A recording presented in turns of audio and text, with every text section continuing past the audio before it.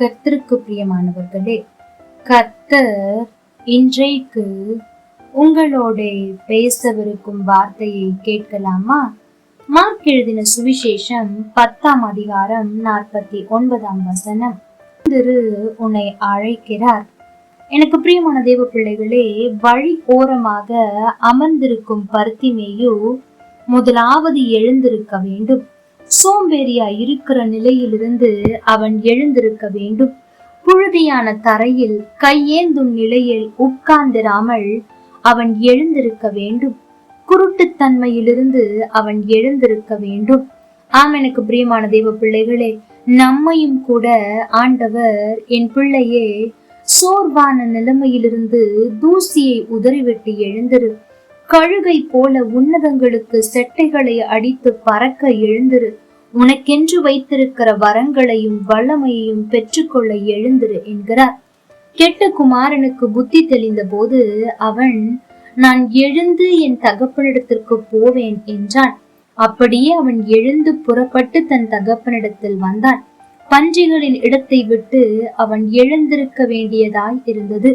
உலக இச்சைகளை விட்டு எழுந்திருக்க வேண்டியதாயிருந்தது. தன்னண்டை வருகிற ஒருவனையும் புறம்பே தள்ளாத மனதுருக்கமுள்ள கிறிஸ்துவண்டை எழுந்து வர வேண்டியதாயிருந்தது. இழந்து போனதை தேடவும் ரட்சிக்கவுமே மனுஷகுமாரன் வந்தார். பாவத்தின் அகோரத்தினால் வந்த வேதனைகளையும் சாபங்களையும் நோய்களையும் அனுபவித்துக் கொண்டிருக்கிறீர்களோ? சோர்ந்து போகாதிருங்கள். ஏசு இருக்கரம் நீட்டி உங்களை அழைக்கிறார். என்னிடத்தில் வருகிறவனை நான் புறம்பே தள்ளுவதில்லை என்று அன்போடு உங்களை அழைக்கிறார். ஆவிக்குரிய வாழ்க்கையிலே தூங்கி விழுகிறவர்களையும் கர்த்தர் எழுந்திருக்குமாறு அழைக்கிறார். உற்சாகமாய் ஊழியம் செய்ய வேண்டிய நேரத்தில் தூங்கிக் கொண்டிருந்தால் உலகமெங்கும் சுவிசேஷம் செல்லுவது எப்படி?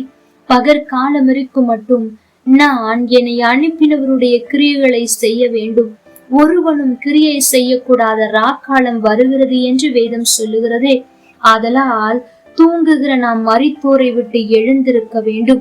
அப்பொழுதுதான் நம்மை கிறிஸ்து பிரகாசிப்பிப்பார் என்று எபேசியர் 5:14 வாசிக்கிறோமே. தூங்கி விழுவதினால் சிம்சோன் தன் பலனை இழந்தாரே. தூங்கி விழுந்த ஐதீக்கு ஜீவன் போன நிலைமைக்கு வந்தாரே.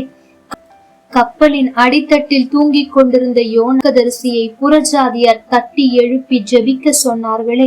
தூங்கி விழுந்த எலியா தீர்க்கதரிசியை தேவதூதன் தட்டி எழுப்பி போஜனம் பண்ணி பலன் கொள்ள செய்தாரே. நீங்கள் போக வேண்டிய தூரம் வெகு தூரம். கர்த்தர் உங்களை கொண்டு அநேக பெரிய காரியங்களை செய்யவிருக்கிறார். சோர்வின் தூக்கத்தை விட்டு எழுந்திருங்கள். கர்த்தர் தம்முடைய மனவாட்டியையும் கூட எழுந்திரு என்று சொல்லுகிறார். என் பிரியமே, என் ரூபவதியே, எழுந்து வா. இதோ மாரிக்காலம் சென்றது, மழை பெய்து ஒழிந்தது, அத்திமரம் காய் காத்தது, திராட்சை செடிகள் பூ பூத்து வாசனையும் பரிமளமும் அளிக்கிறது. என் பிரியமே, என் ரூபவதியே, நீ எழுந்து வா என்று அன்போடு அழைக்கிற ஆண்டவருடைய சத்தம் உங்கள் காதுகளில் கேட்கவில்லையோ?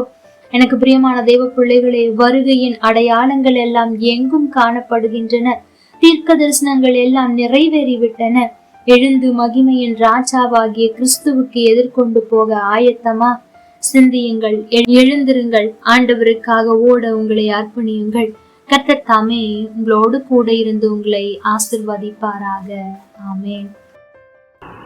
லைக் பண்ணுங்க, ஷேர் பண்ணுங்க, கமெண்ட் பண்ணுங்க.